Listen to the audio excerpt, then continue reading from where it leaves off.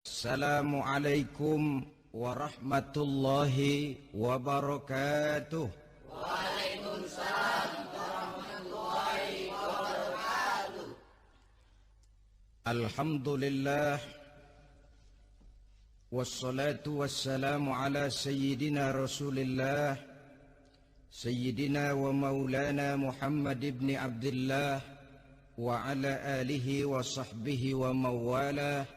La haula wa la quwwata illa billah, amma ba'du. Bapak-bapak, ibu-ibu, saudara-saudara kaum muslimin rahimakumullah. Sudah menjadi keyakinan dalam kehidupan kita bahwa segala yang ada permulaannya tentu akan ada penghabisannya. Setiap yang punya awal mesti akan punya akhir. Tidak ada keabadian dalam kehidupan dunia ini. Semuanya datang dan pergi silih berganti, berubah oleh pergeseran masa dan pertukaran waktu. Demikianlah kalau kita mau merenungi kehidupan dari alam di sekitar kita. Sejak dari kehidupan tumbuh-tumbuhan, binatang, sampai kepada kehidupan kita, makhluk bernama manusia. Lihatlah kita manusia misalnya.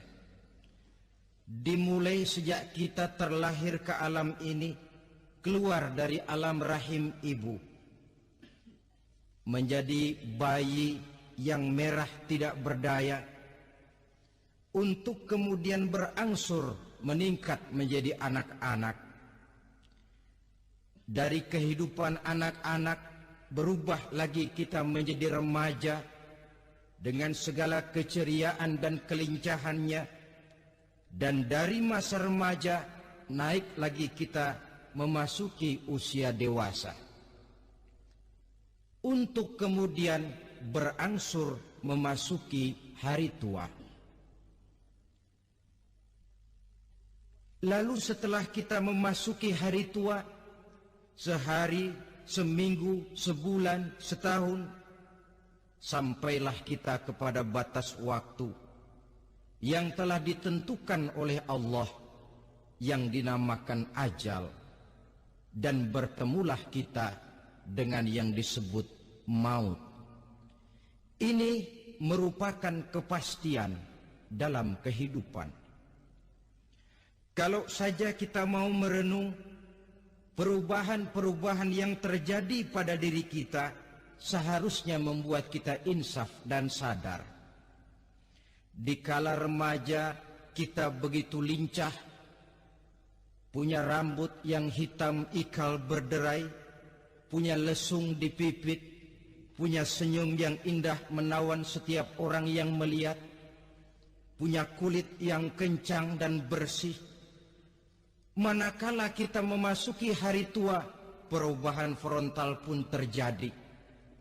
Kulit mulai jadi keriput, rambut yang tadinya hitam ikal berderai mulai memutih, nikmat berkurang, gigi yang tadinya utuh dan sanggup mengunyah apa saja, satu demi satu permisi meninggalkan kita. Sangat boleh jadi dikala remaja kita senyum semua orang terpikat, dikala hari tua dengan kulit yang keriput dan gigi yang tidak ada lagi, manakala kita senyum mungkin orang bakal lari dari sekitar kita. Kemana keindahan yang tadinya begitu menawan? Kemana senyum lesung pipit yang tadinya menarik perhatian orang?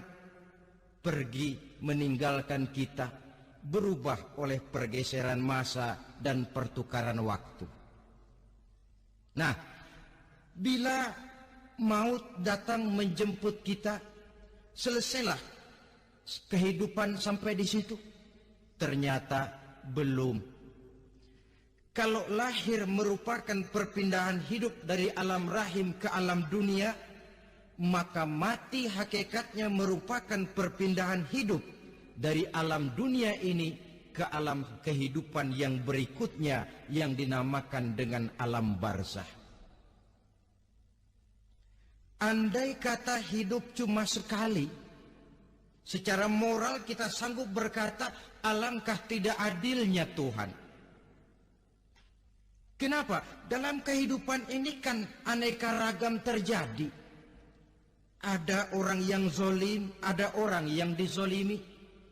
Ada orang yang membunuh, ada orang yang terbunuh. Ada orang yang kaya, ada orang yang miskin. Ada orang yang jujur, ada orang yang menghalalkan segala cara.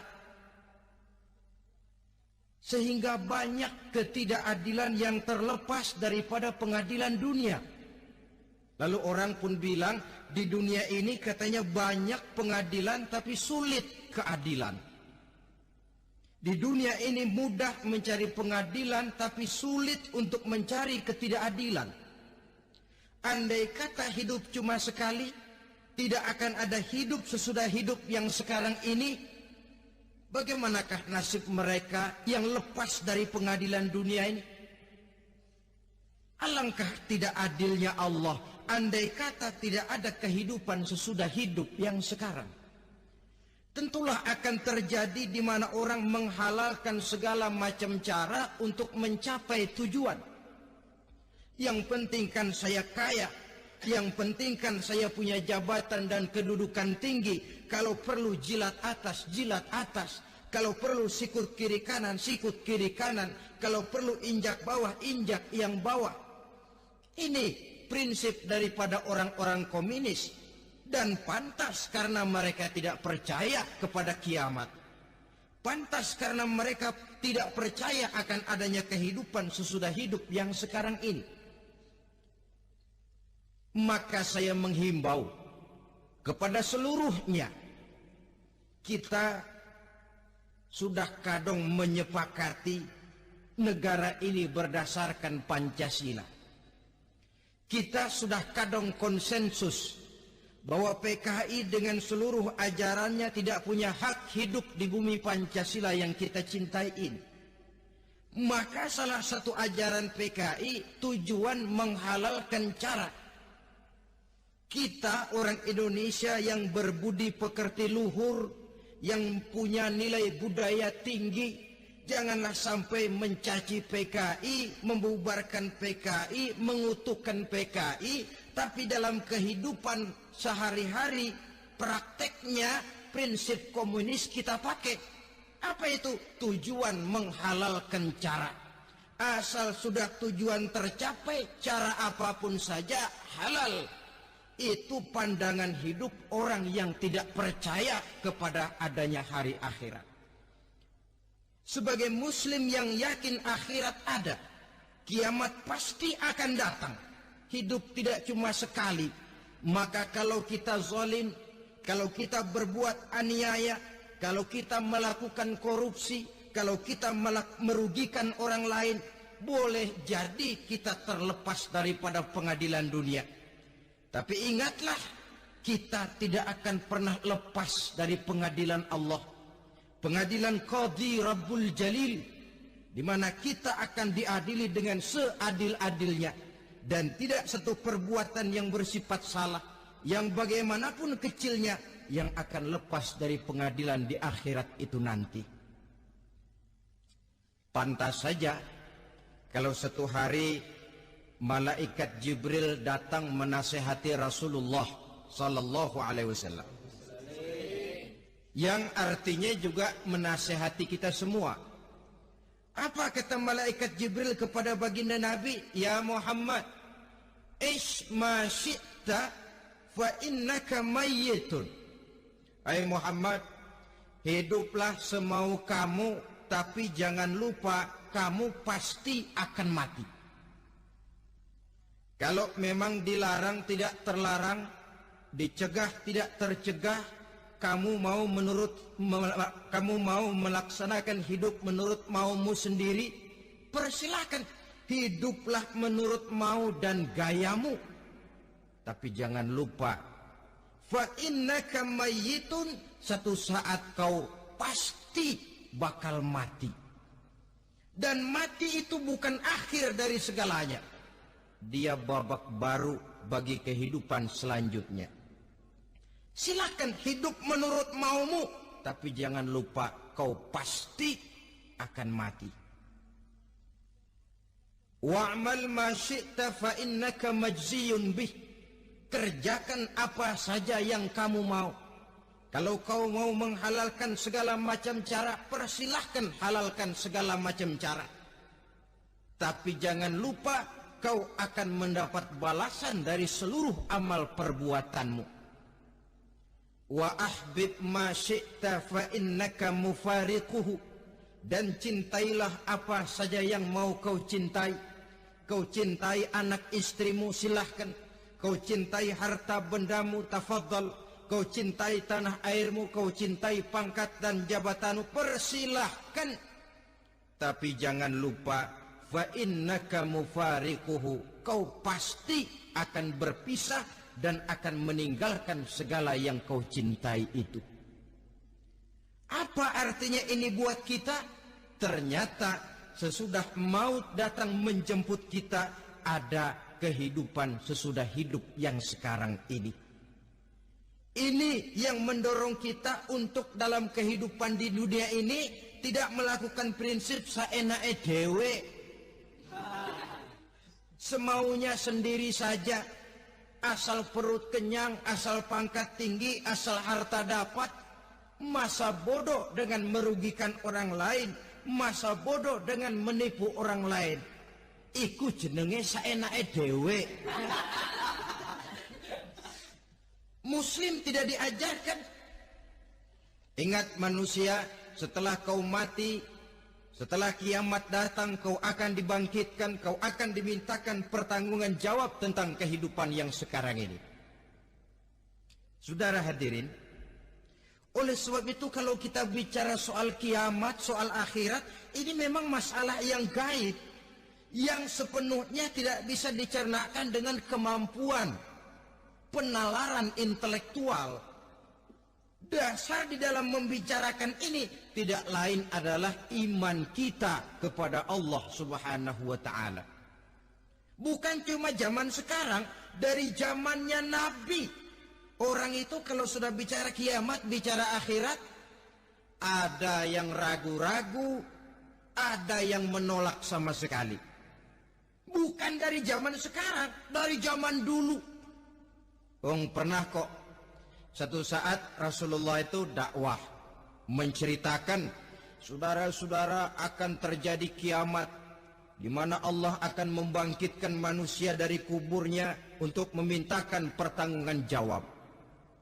Ini dalam dakwahnya Nabi pidato macam itu. Apa reaksi orang? Yang beriman ya mantap, tapi yang tidak beriman, bajingan-bajingan Quraisy ini, mereka bertepuk tangan, mengejek, mencaci. Malahan ini yang luar biasa, ada dua orang kafir namanya Ubay bin Ka'ab dan Al-As bin Wa'il. Mendengar pidato macam ini, mereka buru-buru pulang ke rumah. Ngapain? Ngambil pacul. Lalu berangkat nyari kuburan tua. Dia gali itu kuburan. Tulang-tulangnya diangkut, dibawa ke depan Nabi. Ya Muhammad, tulang-tulang yang udah hancur begini, siapa yang bisa ngidupin lagi? Yang macam-macam aja kamu Muhammad. Nggak rasional, nggak masuk akal. Allah menjawab. Apa kata Allah? وَضَرَبَ لَنَا مَثَلًا وَنَسِيَ خَلْقَهُ قَالَ مَنْ يُحْيِي الْعِظَامَ وَهِيَ رَمِيمٌ قُلْ يُحْيِيهَا الَّذِي أَنْشَأَهَا أَوَّلَ مَرَّةٍ وَهُوَ بِكُلِّ خَلْقٍ عَلِيمٌ. Mereka memberikan perumpamaan kepada kami, kata Allah. Mereka melupakan asal kejadiannya. Mereka bertanya, siapa yang sanggup menghidupkan tulang belulang yang sudah hancur kayak begini? Qul yuhyiha alladhi ansha'aha awwala marrah. Katakan kepada mereka Muhammad, yang akan menghidupkannya adalah Dia yang telah menciptakannya pertama kali dulu.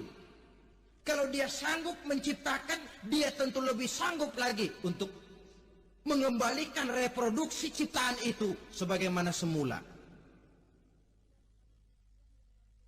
Yang paling kasihan yang ragu-ragu, akhirat itu ada apa enggak sih? Kiamat itu ada apa enggak sih? Lantaran ragu-ragu, terombang-ambing dia antara harapan dan putus asa, antara kenyataan dan idealisme. Ada yang buta sama sekali 100% terhadap keadaan-keadaan sesudah mati. Perhatian mereka hanya tercurah kepada kehidupan sebelum mati. Yang mereka perhatikan siang dan malam tidak lebih daripada urusan perut. Pergi pagi, pulang sore, peras keringat, banting tulang. Cuma soal makan, soal minum, soal pakaian, soal kendaraan, soal rumah tangga, soal anak, soal istri. Yang mereka pentingkan hanya soal-soal politik misalnya, ekonomi, pembangunan dan industri. Untuk soal-soal kayak begitu, giat betul, habis seluruh waktu untuk memikirkan, meningkatkan kebudayaan, politik, sosial, ekonomi. Kadang-kadang kurang tidur, kurang istirahat, berkeliaran ke sana kemari, ke tempat yang jauh-jauh.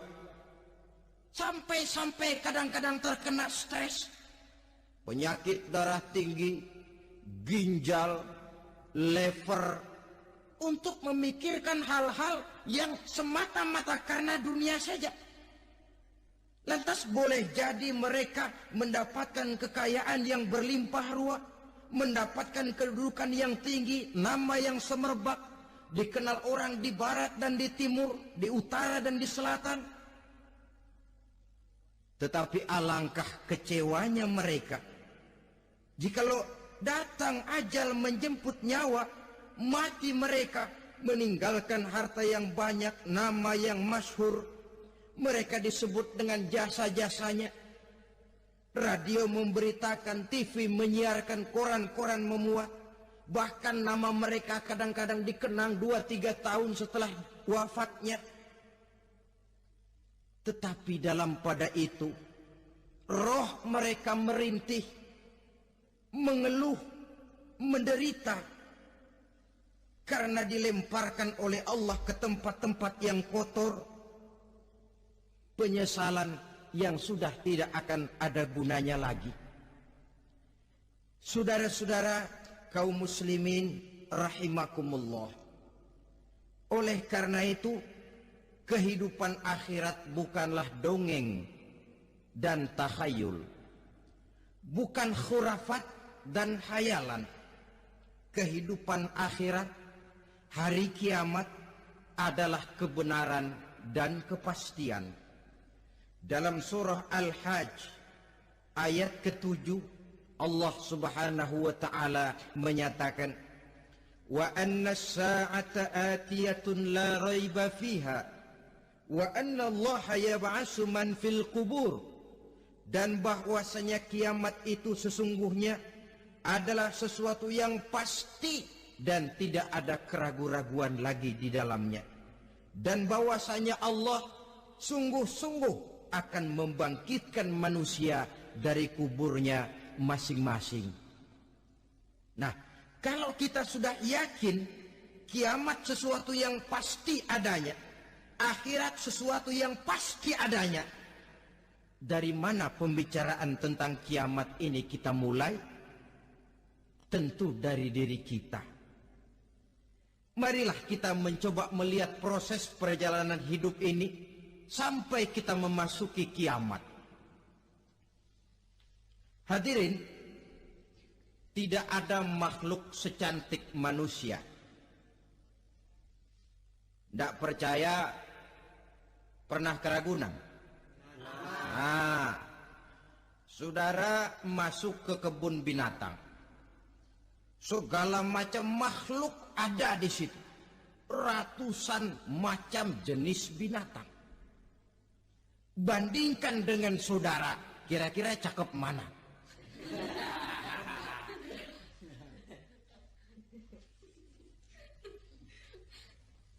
Dari seluruh makhluk yang diciptakan Allah itu, manusia fi ahsani taqwim, dalam bentuk yang paling sempurna, sejak susunan biologis sampai kemampuan berpikir.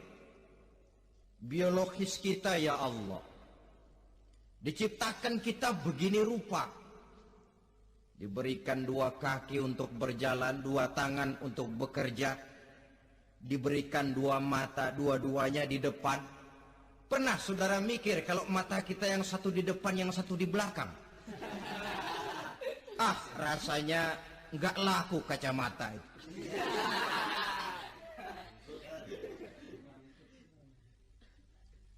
Diberikan hidung dengan 2 lubang. Tahu betul Allah ke bawah lagi lubangnya. Coba pikir kalau lubang hidung kita menghadap ke atas. Aduh, kalau musim hujan repot jagain hidung. Laqad khalaqnal insana fi ahsani taqwim. Sungguh telah kami ciptakan manusia dalam bentuk kejadian yang paling sempurna ketimbang makhluk-makhluk Allah lainnya. Nah, kesempurnaan manusia ini oleh karena hidupnya terdiri dari 2 unsur pokok. Pertama unsur jasmani dan kedua unsur rohani. Jasad dan roh. Jasad yang terlihat sekarang ini, potongan saudara yang ngejedok di depan saya ini jasad saudara. Ini yang berasal dari sari pati makanan yang dimakan oleh bapak ibu kita. Lalu hasil kerjasama yang baik antara ibu dengan bapak, terwujudlah kita. Kalimat langsungnya jasad ini berasal dari tanah yang tadi berubah dari bayi, remaja, dewasa, meningkat hari tua. Yang berubah itu jasmani kita. Kenapa? Karena jasmani itu materi, benda, daya tahannya terbatas. Dia berubah oleh pergeseran massa dan pertukaran waktu. Apa ada orang makin tua makin cakep? Jasmani oleh karena dia materi, dia berubah oleh pergeseran massa dan pertukaran waktu. Nah, yang menyebabkan jasmani itu bergerak karena ada roh di dalamnya. Ini yang menyebabkan kehidupan.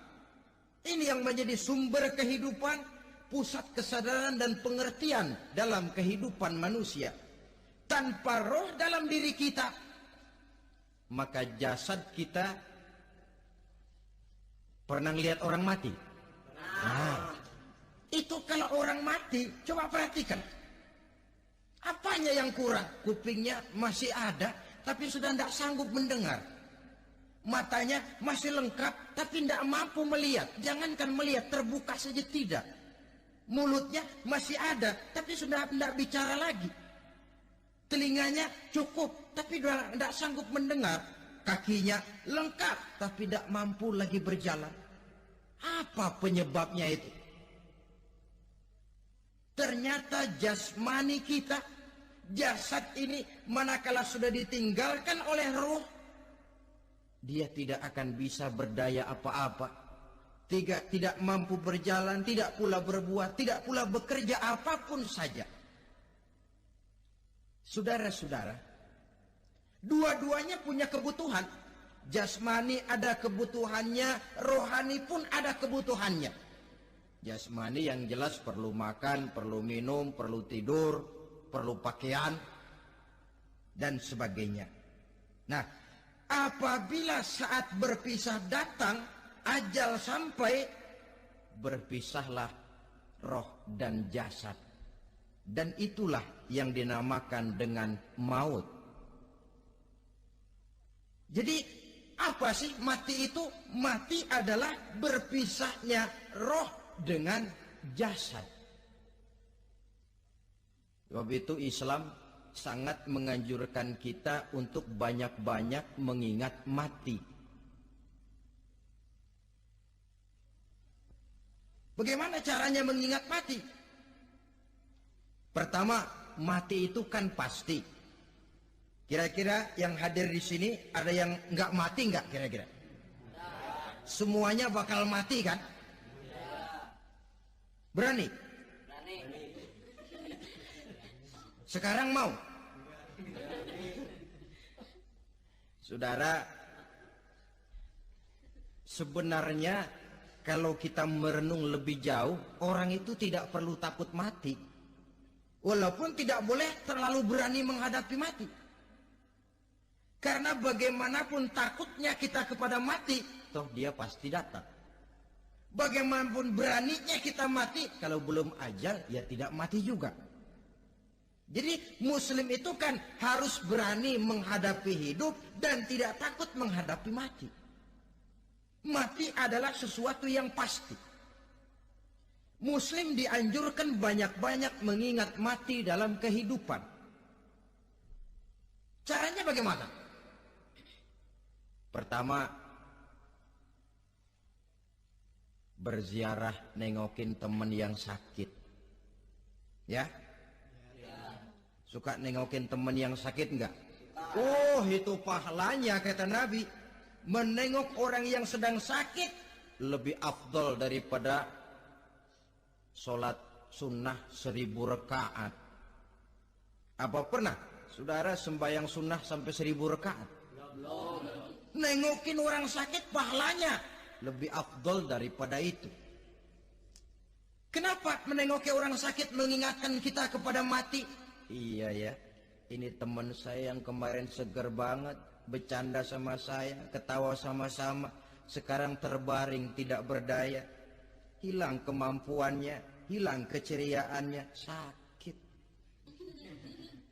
Iya kalau sembuh, kalau ajal, iya sekarang giliran dia, kalau jatuh ke saya. Lalu menghibur teman dengan kata-kata yang enak, yang akan mendatangkan sugesti supaya dia cepat sembuh. Jangan nengokin orang sakit jujur. Sakit apa lo? Perut. Emang teman gua kemarin sakit begini mati ya? Wah, itu orang bisa jadi shock lantaran etika kita tidak akan sampai ke sana. Menjenguk orang sakit akan mengingatkan kita kepada mati. Apalagi ziarah kubur. Ada yang orang tuanya sudah meninggal? Nah, kalau ada, ya tidak bisa tiap hari, sekurang-kurangnya seminggu sekali. Jumat pagi misalnya, ziarah kita ke kubur. Sehingga kalau kita masuk kubur kan ada etikanya. Assalamualaikum ya ahlal kubur wa inna insyaallahu bikum lahikun. Hai penduduk kubur, keselamatan bagi kamu dan kami yang masih hidup sekarang ini insyaallah pasti bakal nyusul kamu.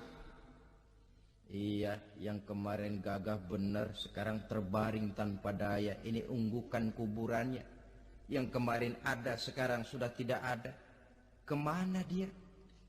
Kami satu saat pasti akan begini. Ingat mati. Lalu apalagi yang bisa membuat kita ingat kepada mati?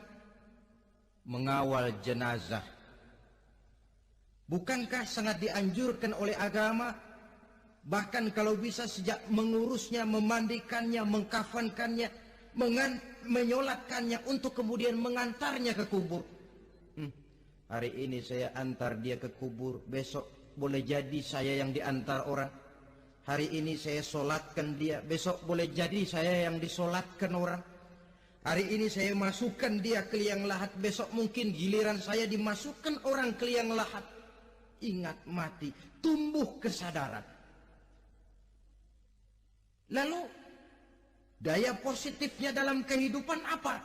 Nah, saudara-saudara hadirin, orang yang mengingat mati bukan lantas menjadi lemah dalam kehidupan, menjadi putus asa, sedikit semangat, terbentur kesulitan, mudah frustasi. Bukan itu tujuannya kita diperintah mengingat mati.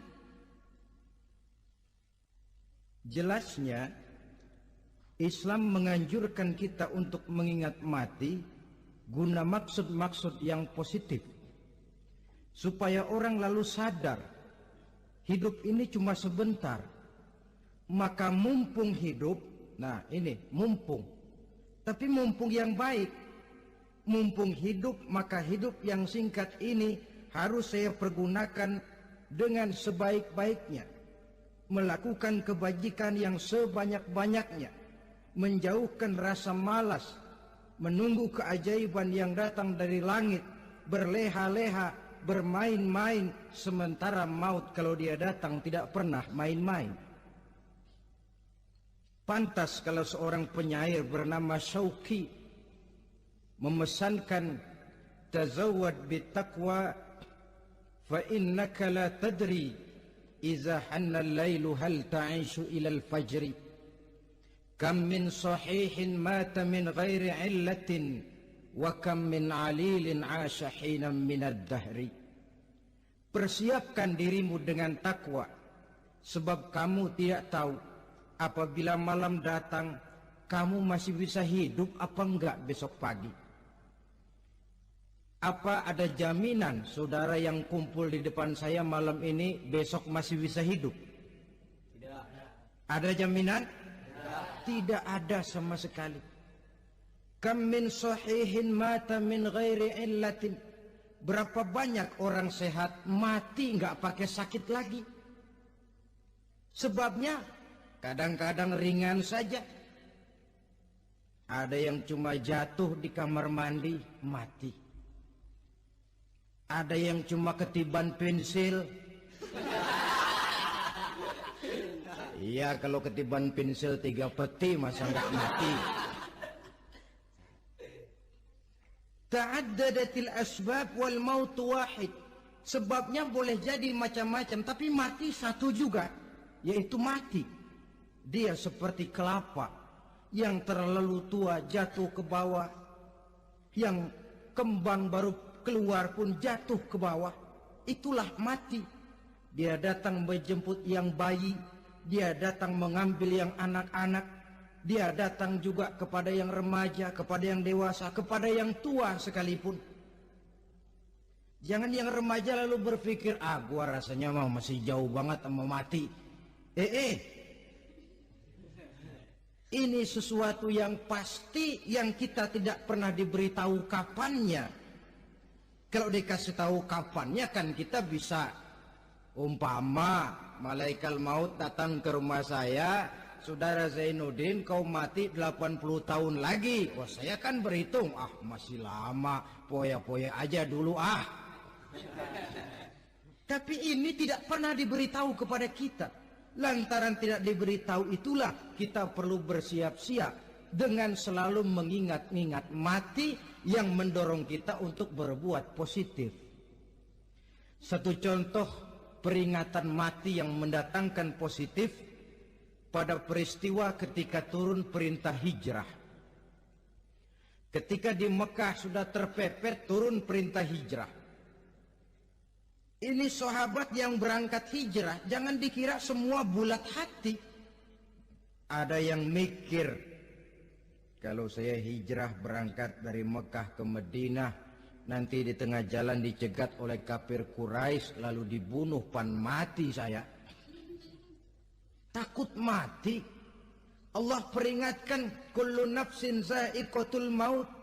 Kamu disuruh hijrah saja takut mati, padahal kamu tahu semua yang hidup bakalan mati. Diam saja di Mekah mati, hijrah ke Madinah pun akan mati.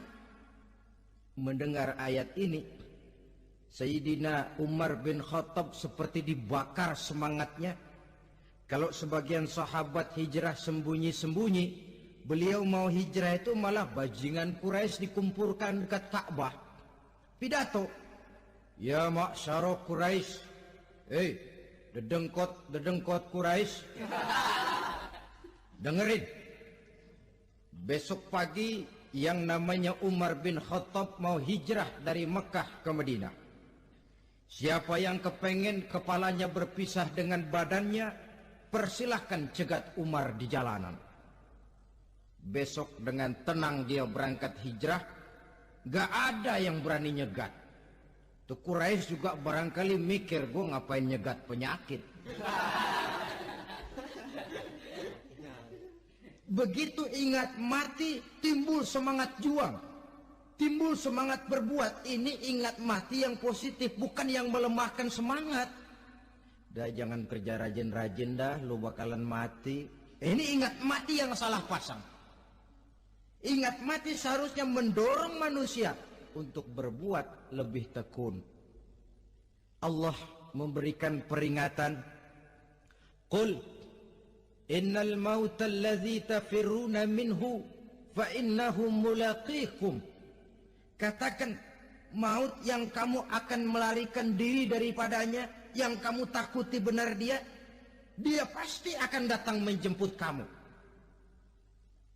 Saudara-saudara hadirin yang saya hormati, datangnya memang tidak kita harapkan yang namanya maut, tapi sekali dia datang tidak ada pintu tempat kita lari. Dia memang tidak pernah kita undang, tapi sekali dia datang mengetok pintu, kekuatan apa yang bisa menolak? Dia sebuah tanda seru dalam kehidupan. Apa yang menyebabkan orang takut mati? Pertama barangkali karena dia tidak tahu bagaimana kehidupan sesudah mati. Alam kubur gelap, alam akhirat gelap, sehingga dia bingung. Lantaran bingung lalu jadi takut. Yang kedua boleh jadi oleh bayangan-bayangan dosa yang pernah dia kerjakan di dunia ini. Kerjanya cuma menumpuk dosa. Dia gembira, bahagia, tertawa di atas tumpukan dosanya. Merasa segan berpisah dengan seluruh kehidupan ini. Sehingga boleh jadi maut adalah sesuatu yang ditakutkannya benar dalam kehidupan. Tapi bagaimanapun takutnya, tidak ada tempat lari dari dia. Dalam ayat lain Allah jelaskan, Aynama takunu yudrikumul mautu walau kuntum fi burujim musayyadah. Di mana saja kamu berada, dalam benteng yang paling tangguh sekalipun, maut pasti akan datang menjemput kamu. Nah, bagaimana caranya maut datang menjemput kita? Bila datang dia, sang malaikat pencabut nyawa, malaikat Israel namanya, hendak mengambil ruh kita. Dalam suasana macam begitu, di akhir kehidupan dunia, dalam berhadapan dengan sakaratul maut, terbagilah manusia dalam dua bagian besar. Pertama, yang menghadapi sakaratul maut itu dengan husnul khatimah, baik di akhirnya, sehingga pada saat ruhnya berpisah dengan jasadnya, kelihatan dia seperti senyum, mukanya cerah. Bahkan sebelum itu boleh jadi dia sempat meninggalkan pesan-pesan yang baik. Ada yang sempat azan, ada yang sempat baca Quran. Pernah kan nemui orang yang mau mati seperti itu? Yang sempat azan, yang sempat baca Quran, yang sempat meninggalkan wasiat-wasiat yang baik. Sebab apa? Malaikat maut datang menjemput mereka juga dengan baik-baik. Dicabut ruhnya perlahan-lahan. Tapi sungguh pun perlahan-lahan. Pedihnya, sakitnya tetap tiada tara. Rasulullah sallallahu alaihi wasallam, dikala beliau hendak berhadapan dengan sakaratul maut, diceritakan mencelupkan tangannya ke dalam gelas berisi air, lalu mengusapkannya ke muka beliau seraya berdoa, "Ya Allah, mudahkan saya dalam menghadapi sekarat ini." Beliau juga yang mengatakan bahwa sakitnya sakaratul maut sama dengan 300 kali bacokan pedang. Sehingga kita diajarkan doa, di antara doa selamat itu kan ada Allahumma hawwin alaina fi sakaratil. Ya Allah, mudahkan saya di dalam menghadapi sakaratul maut itu. Ketika ruh ini keluar dari jasad, mata masih mengikuti ruh itu. Sehingga kadang-kadang ada yang matanya terbelalak dan tidak sempat ditutup, terbuka terus, mengikuti ruh itu keluar dari jasadnya. Adapun golongan kedua, manusia yang ketika berhadapan dengan sakaratul maut mendapatkan su'ul khatimah, jelek di penghabisannya. Sekaratnya sudah setengah mati, lalu jelek juga di akhirnya, mati dalam keadaan yang tidak baik, tidak terpuji. Ada yang lagi megang kartu, mati. Ada yang lagi di tempat ngadu ayam, mati. Ada yang lagi di tempat pelacuran, mati. Ada yang lagi megang botol minuman keras, mati. Nih barangkali malaikat maut gemes banget nariknya, lu bajingan, lu tarik terus kan.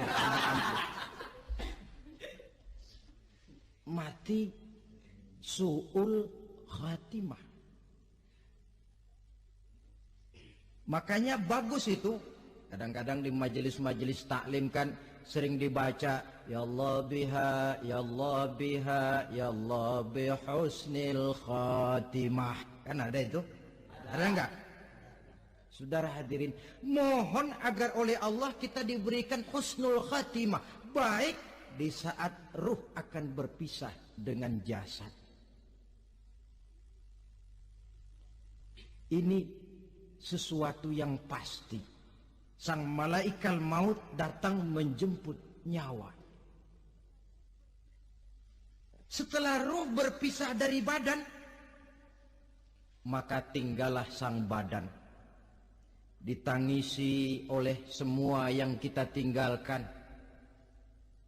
Sehingga kepada putrinya Fatimah, ketika malaikat maut datang hendak menjemput baginda Nabi, beliau berkata kepada anaknya, Fatimah, kamu tahu siapa yang datang?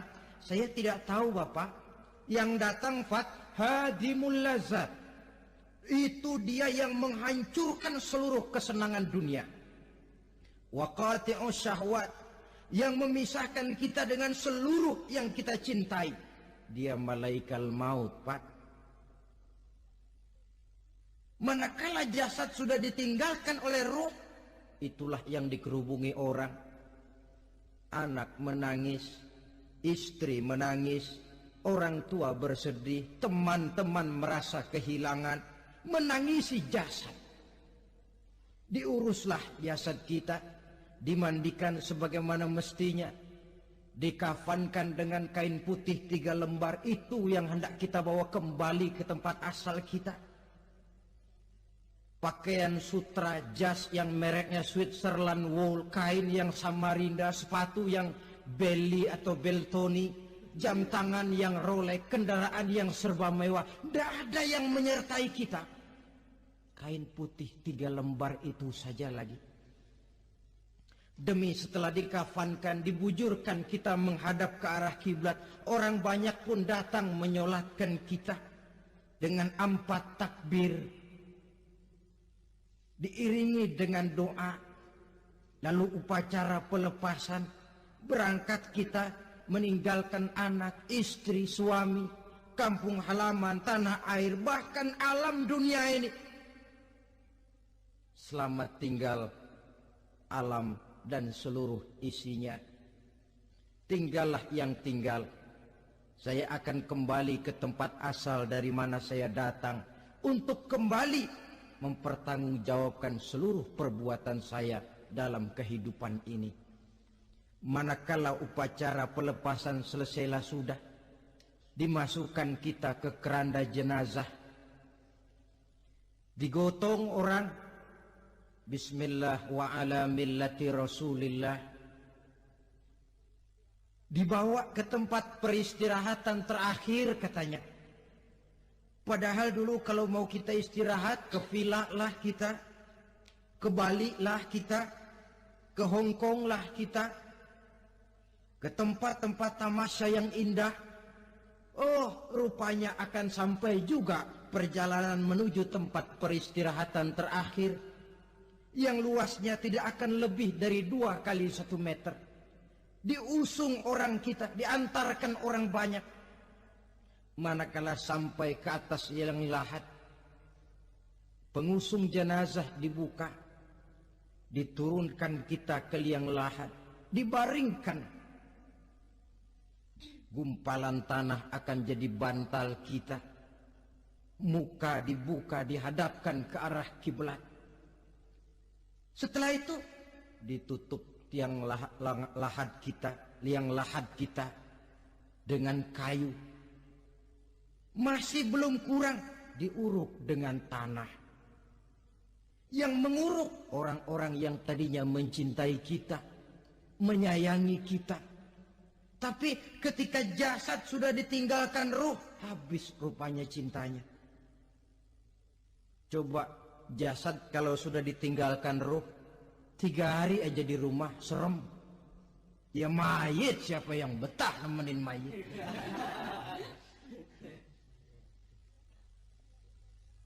Lalu bila upacara pemakaman selesai, maka berusahlah semuanya. Para pengantar akan kembali ke rumahnya masing-masing. Maka masuk kita ke alam kehidupan, yaitu yang disebut alam barzakh atau alam kubur. Apa selesai hidup sampai di situ? Tidak. Hanya beberapa langkah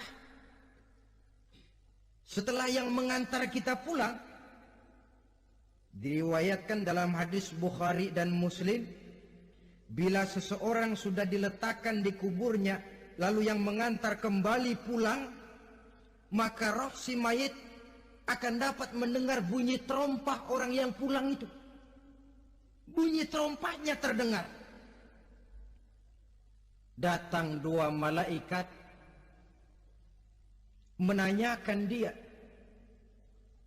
dengan pertanyaan-pertanyaan yang kalau bisa dijawab dengan betul. 2 malaikat yang bernama Munkar Nakir akan bilang, jawabanmu betul. Tenanglah kau di sini, naumatal arus.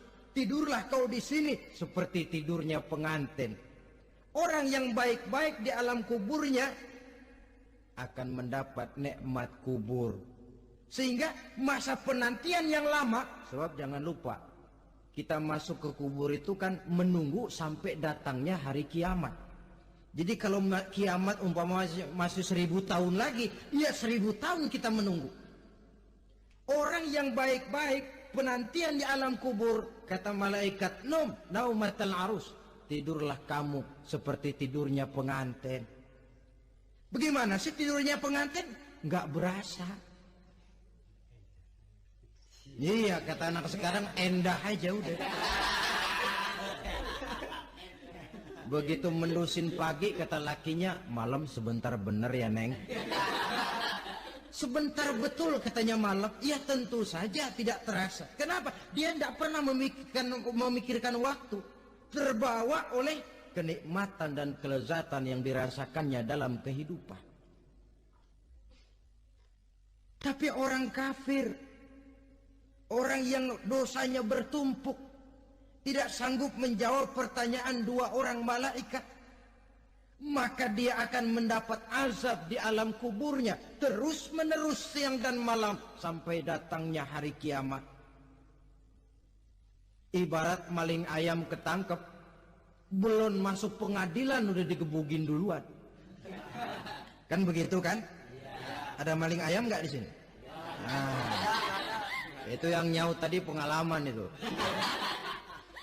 Di sidang belum divonis, belum digebukin babak belur. Saudara hadirin, maka alam kubur bisa merupakan raudhatun min riyadil jannah. Taman di antara taman-taman surga pun juga bisa merupakan hufratun min hufarin niran, menjadi liang daripada neraka. Ada lagi riwayat yang dari Imam Muslim yang diperoleh dari Zaid bin Sabit.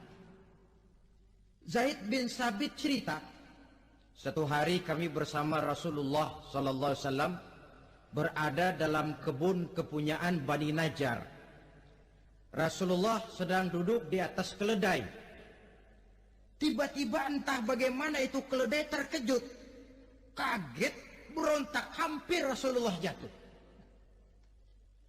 Rasulullah kemudian bertanya, rupanya di kebun itu ada kuburan tua, 5 atau 4 kuburan.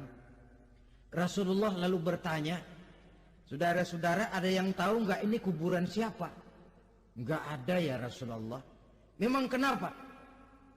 Ini penghuni kuburnya lagi disiksa oleh Allah. Andai kata boleh saya mohon kepada Allah supaya kamu dengar seperti yang saya dengar, andai kata saja kamu kuat mendengarnya, saya pasti akan berdoa. Tapi sayang, saya yakin kamu pasti tidak akan kuat mendengar mereka mendapat azab di kuburnya. Hadis sahih riwayat Imam Muslim dari Zaid bin Sabit. Kehidupan di alam barzakh. Pak, iya kalau yang matinya dikuburin. Lah kalau yang matinya dia ceburin ke laut, dibakar, di medan perang hilang gak ketahuan kemana jenazahnya. Saudara, hilang kek, dikubur kek, di dalam lautan direndam kek, itu kan cuma logika kita. Menurut Allah tidak ada perbedaan orang mati dikubur di dasar lautan atau dibakar sampai jadi abu, atau gugur di medan perang tidak ketemu jenazahnya, entah mereka tetap masuk ke alam barzakh namanya.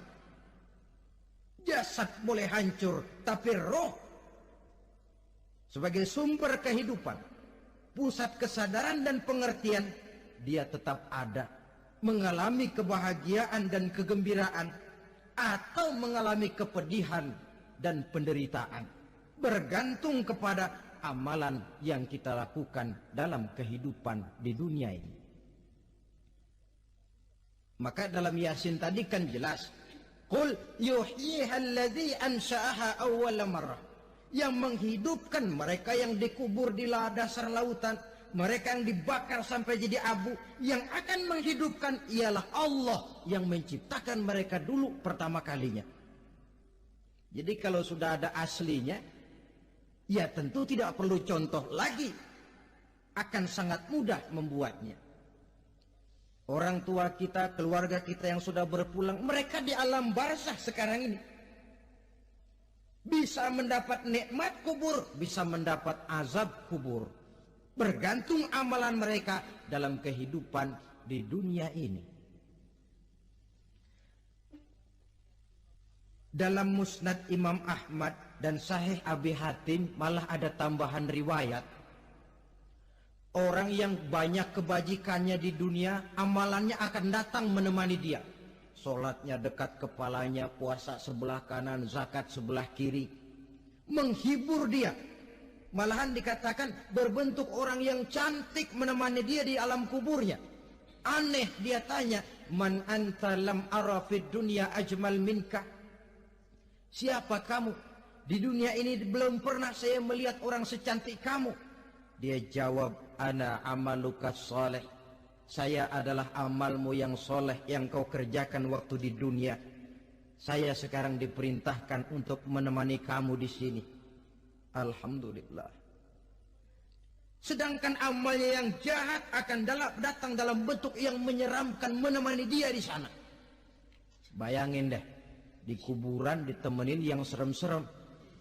Sama juga di dunia. Di dunia, kalau kita di tempat gelap ditemenin orang cakep, enak nggak? Wah, pengalaman. Tapi coba bayangin, sudah tempatnya gelap, yang nemenin jelek nggak ketulungan, gerah kita.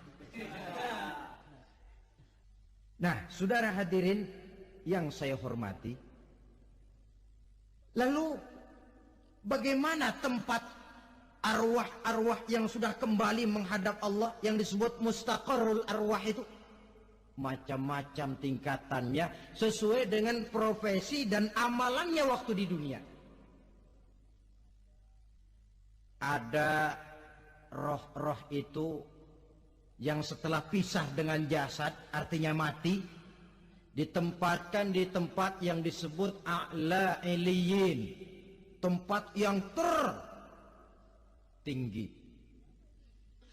Siapa ini? Arwahnya para nabi dan para rasul. Ini fi a'la iliyin, di tempat yang tertinggi. Arwahnya para nabi, arwahnya para rasul. Dan karena kita bukan nabi, bukan rasul, ya jangan mimpi dapat tempat fi a'la iliyin. Kecuali kalau Allah menghendaki, itu hak prerogatif Allah. Tapi kan tidak adil kalau Allah melakukan itu. Ini kelompok roh-roh yang masuk golongan VIP. Wah, the first class. Para nabi, para rasul. Lalu ada pula roh-roh itu yang setelah pisah dengan jasadnya diumpamakan seperti burung-burung hijau yang berterbangan di perkebun-kebunan surga. Roh siapa mereka ini? Rohnya para syuhada, orang-orang yang mati syahid gugur membela agama. Nah, ini bedanya orang mati syahid dengan pahlawan, ya. Apa bedanya syuhada dengan pahlawan? Kalau syuhada, orang yang gugur membela agama, niatnya karena Allah, mati syahid. Kalau pahlawan, orang yang gugur membela negara, orang yang dianggap berjasa kepada pemerintah. Klimaksnya, kalau orang mati syahid, jelas surga. Tapi pahlawan, belum tentu surga. Kenapa? Bergantung kepada negara macam apa yang dibelanya dan pemerintah model mana yang dibelanya. Di negara-negara komunis misalnya, banyak nggak pahlawan? Banyak. Dengan sekian tanda jasa yang mati di medan perang dan sebagainya. Kira-kira pahlawan komunis masuk surga nggak? Ya, kalau pahlawan komunis masuk surga, kita nggak kebagian kapling di surga barangkali.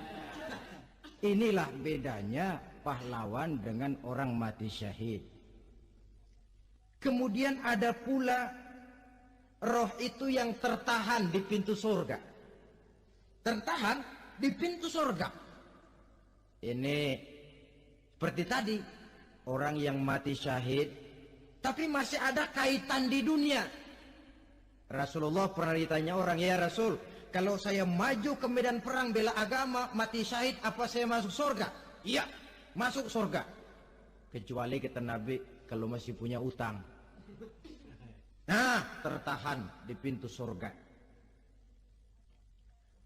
Ada pula roh itu yang tertahan di alam kuburnya. Ini umumnya seperti tadi itu. Ada mempunyai dosa, mempunyai kesalahan, sehingga merasakan azab kubur. Ada juga roh itu yang tertahan di permukaan bumi. Mereka yang dalam hidup selalu menumpuk dosa-dosa yang besar, meninggal sebelum keburu untuk bertaubat. Saudara hadirin yang saya hormati, inilah yang kita khawatirkan.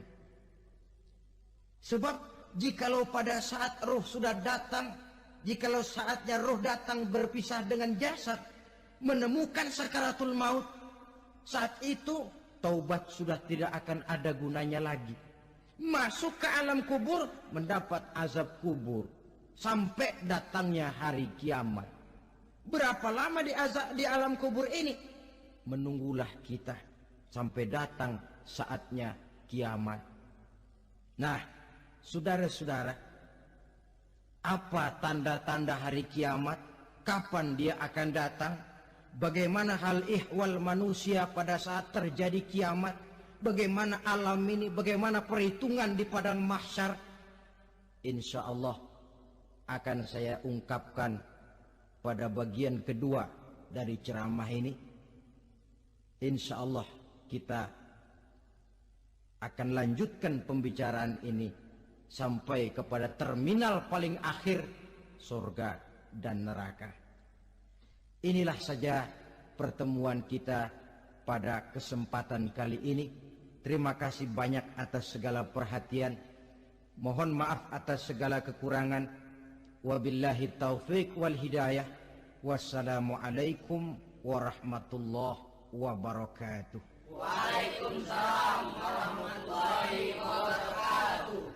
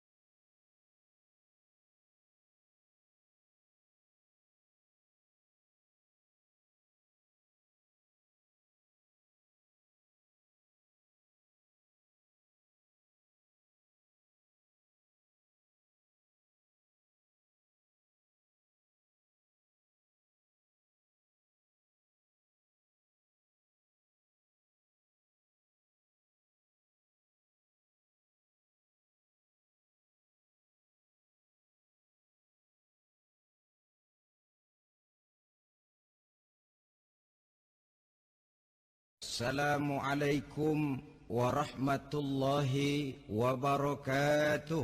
Waalaikumsalam warahmatullahi wabarakatuh. Alhamdulillah wassalatu wassalamu ala sayyidina Rasulillah sayyidina wa maulana Muhammad ibn Abdullah wa ala alihi wa sahbihi wa mawalah. La haula wa la quwwata illa billah, amma ba'du. Bapak-bapak, ibu-ibu, saudara-saudara kaum muslimin rahimakumullah. Sudah menjadi keyakinan dalam kehidupan kita bahwa segala yang ada permulaannya tentu akan ada penghabisannya.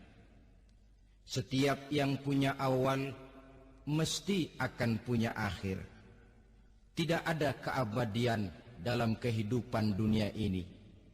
Semuanya datang dan pergi silih berganti, berubah oleh pergeseran masa dan pertukaran waktu.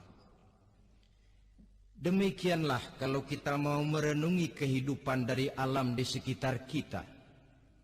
Sejak dari kehidupan tumbuh-tumbuhan, binatang, sampai kepada kehidupan kita, makhluk bernama manusia. Lihatlah kita manusia misalnya. Dimulai sejak kita terlahir ke alam ini, keluar dari alam rahim ibu, menjadi bayi yang merah tidak berdaya, untuk kemudian berangsur meningkat menjadi anak-anak. Dari kehidupan anak-anak berubah lagi kita menjadi remaja dengan segala keceriaan dan kelincahannya, dan dari masa remaja naik lagi kita memasuki usia dewasa, untuk kemudian berangsur memasuki hari tua. Lalu setelah kita memasuki hari tua, sehari, seminggu, sebulan, setahun, sampailah kita kepada batas waktu yang telah ditentukan oleh Allah, yang dinamakan ajal, dan bertemulah kita dengan yang disebut maut. Ini merupakan kepastian dalam kehidupan. Kalau saja kita mau merenung perubahan-perubahan yang terjadi pada diri kita, seharusnya membuat kita insaf dan sadar. Dikala remaja kita begitu lincah, punya rambut yang hitam ikal berderai, punya lesung di pipit, punya senyum yang indah menawan setiap orang yang melihat, punya kulit yang kencang dan bersih. Manakala kita memasuki hari tua, perubahan frontal pun terjadi. Kulit mulai jadi keriput, rambut yang tadinya hitam ikal berderai mulai memutih, nikmat berkurang, gigi yang tadinya utuh dan sanggup mengunyah apa saja, satu demi satu permisi meninggalkan kita. Sangat boleh jadi dikala remaja kita senyum semua orang terpikat, dikala hari tua dengan kulit yang keriput dan gigi yang tidak ada lagi, manakala kita senyum mungkin orang bakal lari dari sekitar kita. Kemana keindahan yang tadinya begitu menawan? Kemana senyum lesung pipit yang tadinya menarik perhatian orang? Pergi meninggalkan kita, berubah oleh pergeseran masa dan pertukaran waktu. Nah, bila maut datang menjemput kita, selesailah kehidupan sampai di situ? Ternyata belum. Kalau lahir merupakan perpindahan hidup dari alam rahim ke alam dunia, maka mati hakikatnya merupakan perpindahan hidup dari alam dunia ini ke ke alam kehidupan yang berikutnya yang dinamakan dengan alam barzah. Andai kata hidup cuma sekali, secara moral kita sanggup berkata, alangkah tidak adilnya Tuhan. Kenapa? Dalam kehidupan ini kan aneka ragam terjadi. Ada orang yang zolim, ada orang yang dizolimi. Ada orang yang membunuh, ada orang yang terbunuh. Ada orang yang kaya, ada orang yang miskin. Ada orang yang jujur, ada orang yang menghalalkan segala cara.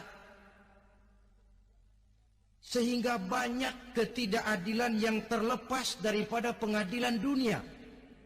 Lalu orang pun bilang, di dunia ini katanya banyak pengadilan tapi sulit keadilan.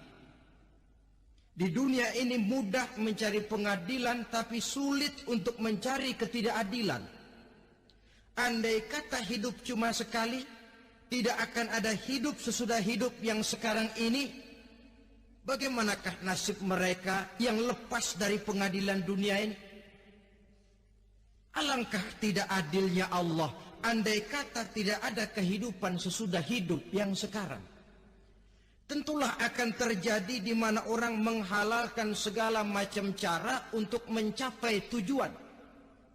Yang penting kan saya kaya, yang penting kan saya punya jabatan dan kedudukan tinggi. Kalau perlu jilat atas, jilat atas. Kalau perlu sikut kiri kanan, sikut kiri kanan. Kalau perlu injak bawah, injak yang bawah. Ini prinsip daripada orang-orang komunis. Dan pantas karena mereka tidak percaya kepada kiamat. Pantas karena mereka tidak percaya akan adanya kehidupan sesudah hidup yang sekarang ini. Maka saya menghimbau kepada seluruhnya, kita sudah kadung menyepakati negara ini berdasarkan Pancasila. Kita sudah kadung konsensus bahwa PKI dengan seluruh ajarannya tidak punya hak hidup di bumi Pancasila yang kita cintai ini. Maka salah satu ajaran PKI tujuan menghalalkan cara kita orang Indonesia yang berbudi pekerti luhur, yang punya nilai budaya tinggi, janganlah sampai mencaci PKI, membubarkan PKI, mengutukkan PKI, tapi dalam kehidupan sehari-hari prakteknya prinsip komunis kita pakai. Apa itu? Tujuan menghalalkan cara. Asal sudah tujuan tercapai, cara apapun saja halal.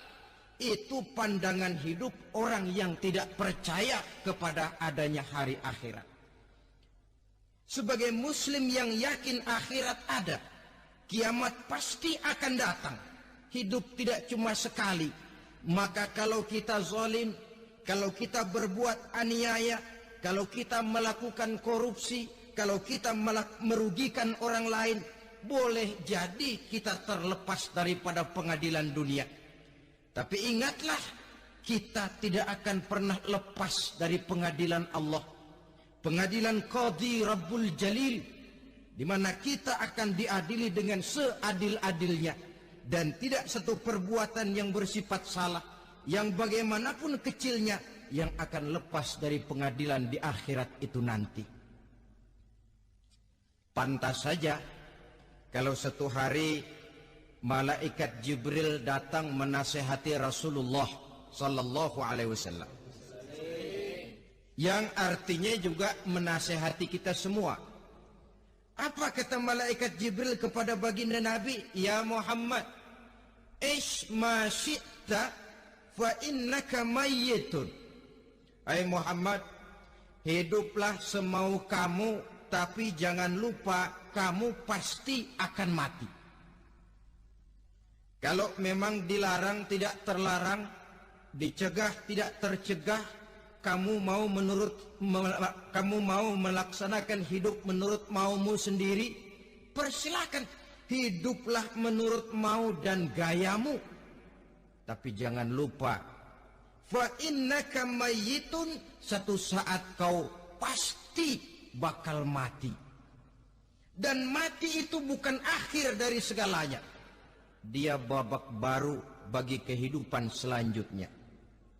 Silakan hidup menurut maumu, tapi jangan lupa kau pasti akan mati.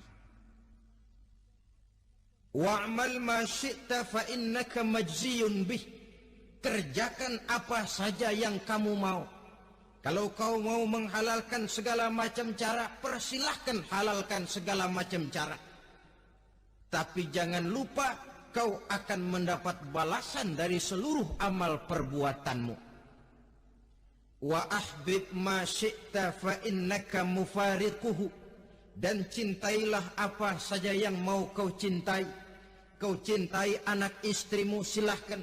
Kau cintai harta bendamu, tafaddal. Kau cintai tanah airmu, kau cintai pangkat dan jabatanmu, persilahkan. Tapi jangan lupa, fa innaka mufariquhu. Kau pasti akan berpisah dan akan meninggalkan segala yang kau cintai itu.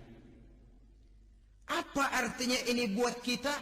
Ternyata sesudah maut datang menjemput kita, ada kehidupan sesudah hidup yang sekarang ini. Ini yang mendorong kita untuk dalam kehidupan di dunia ini tidak melakukan prinsip saenake dhewe, semaunya sendiri saja, asal perut kenyang, asal pangkat tinggi, asal harta dapat. Masa bodoh dengan merugikan orang lain, masa bodoh dengan menipu orang lain. Iku jenenge saenake dhewe. Muslim tidak diajarkan. Ingat manusia, setelah kau mati, setelah kiamat datang, kau akan dibangkitkan, kau akan dimintakan pertanggungan jawab tentang kehidupan yang sekarang ini. Saudara hadirin, oleh sebab itu kalau kita bicara soal kiamat, soal akhirat, ini memang masalah yang gaib, yang sepenuhnya tidak bisa dicernakan dengan kemampuan penalaran intelektual. Dasar di dalam membicarakan ini tidak lain adalah iman kita kepada Allah Subhanahu wa ta'ala. Bukan cuma zaman sekarang, dari zamannya Nabi. Orang itu kalau sudah bicara kiamat, bicara akhirat, ada yang ragu-ragu, ada yang menolak sama sekali. Bukan dari zaman sekarang, dari zaman dulu. Pernah kok satu saat Rasulullah itu dakwah menceritakan, saudara-saudara, akan terjadi kiamat di mana Allah akan membangkitkan manusia dari kuburnya untuk memintakan pertanggungan jawab. Ini dalam dakwahnya Nabi pidato macam itu. Apa reaksi orang? Yang beriman ya mantap, tapi yang tidak beriman, bajingan-bajingan Quraisy ini, mereka bertepuk tangan, mengejek, mencaci. Malahan, ini yang luar biasa, ada dua orang kafir, namanya Ubay bin Ka'ab dan Al-As bin Wa'il. Mendengar pidato macam ini, mereka buru-buru pulang ke rumah. Ngapain? Ngambil pacul. Lalu berangkat nyari kuburan tua. Dia gali itu kuburan. Tulang-tulangnya diangkut, dibawa ke depan Nabi. Ya Muhammad, tulang-tulang yang udah hancur begini, siapa yang bisa ngidupin lagi? Yang macam-macam aja kamu Muhammad. Nggak rasional, nggak masuk akal. Allah menjawab. Apa kata Allah? وَضَرَبَ لَنَا مَثَلًا وَنَسِيَ خَلْقَهُ قَالَ مَنْ يُحْيِي الْعِظَامَ وَهِيَ رَمِيمٌ قُلْ يُحْيِيهَا الَّذِي أَنْشَأَهَا أَوَّلَ مَرَّةٍ وَهُوَ بِكُلِّ خَلْقٍ عَلِيمٌ. Mereka memberikan perumpamaan kepada kami, kata Allah. Mereka melupakan asal kejadiannya. Mereka bertanya, siapa yang sanggup menghidupkan tulang belulang yang sudah hancur kayak begini? Qul yuhyiha allazi ansha'aha awwala marrah. Katakan kepada mereka Muhammad, yang akan menghidupkannya adalah Dia yang telah menciptakannya pertama kali dulu. Kalau Dia sanggup menciptakan, Dia tentu lebih sanggup lagi untuk mengembalikan reproduksi ciptaan itu sebagaimana semula. Yang paling kasihan yang ragu-ragu. Akhirat itu ada apa enggak sih? Kiamat itu ada apa enggak sih? Lantaran ragu-ragu, terombang-ambing dia antara harapan dan putus asa, antara kenyataan dan idealisme. Ada yang buta sama sekali 100% terhadap keadaan-keadaan sesudah mati. Perhatian mereka hanya tercurah kepada kehidupan sebelum mati. Yang mereka perhatikan siang dan malam tidak lebih daripada urusan perut. Pergi pagi, pulang sore, peras keringat, banting tulang.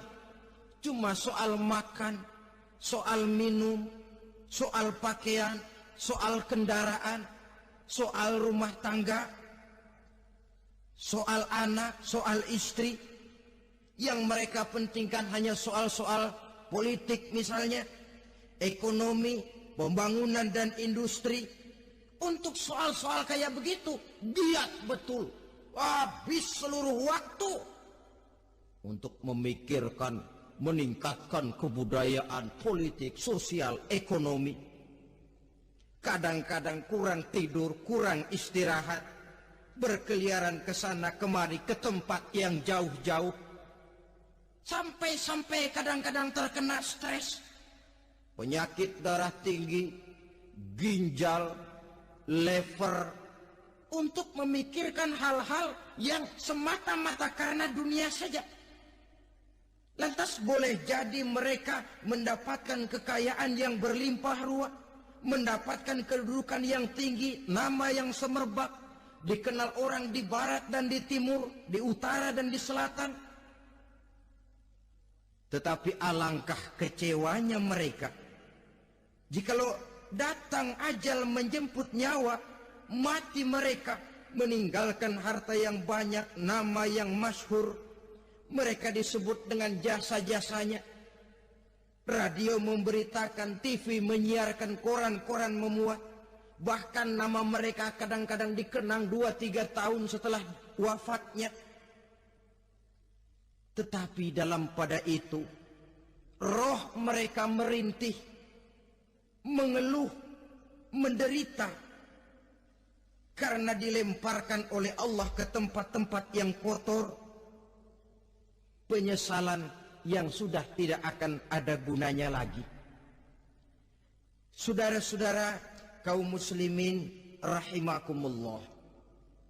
Oleh karena itu, kehidupan akhirat bukanlah dongeng dan takhayul, bukan khurafat dan hayalan.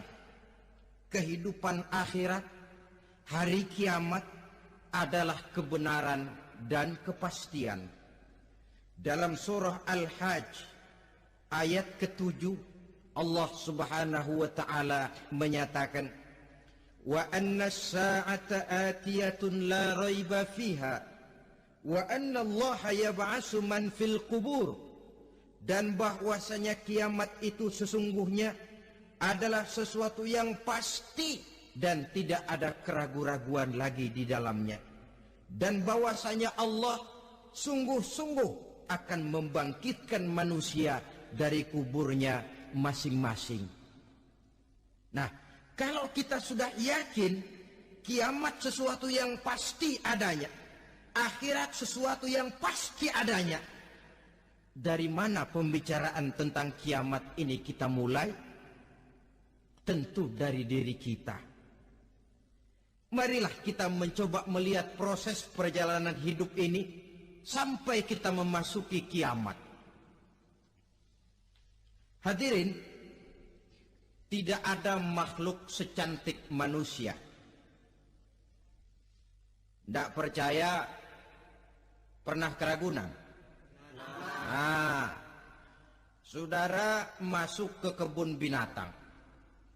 Segala macam makhluk ada di situ. Ratusan macam jenis binatang. Bandingkan dengan saudara, kira-kira cakep mana?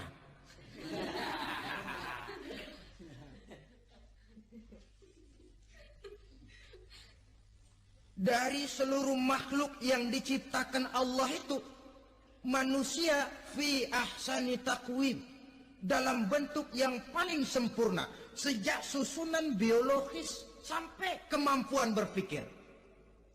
Biologis kita ya Allah, diciptakan kita begini rupa.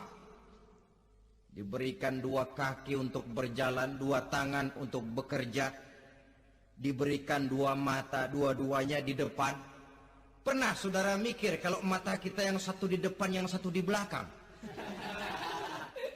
Rasanya nggak laku kacamata itu.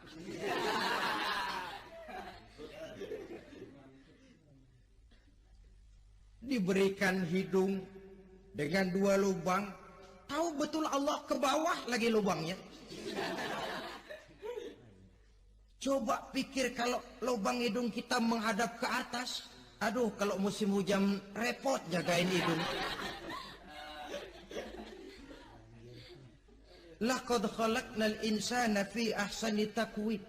Sungguh telah kami ciptakan manusia dalam bentuk kejadian yang paling sempurna ketimbang makhluk-makhluk Allah lainnya.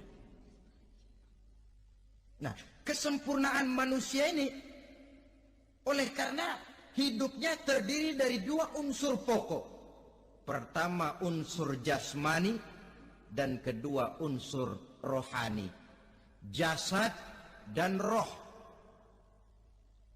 Jasad yang terlihat sekarang ini, potongan saudara yang ngejedok di depan saya ini jasad saudara. Ini yang berasal dari saripati makanan yang dimakan oleh bapak ibu kita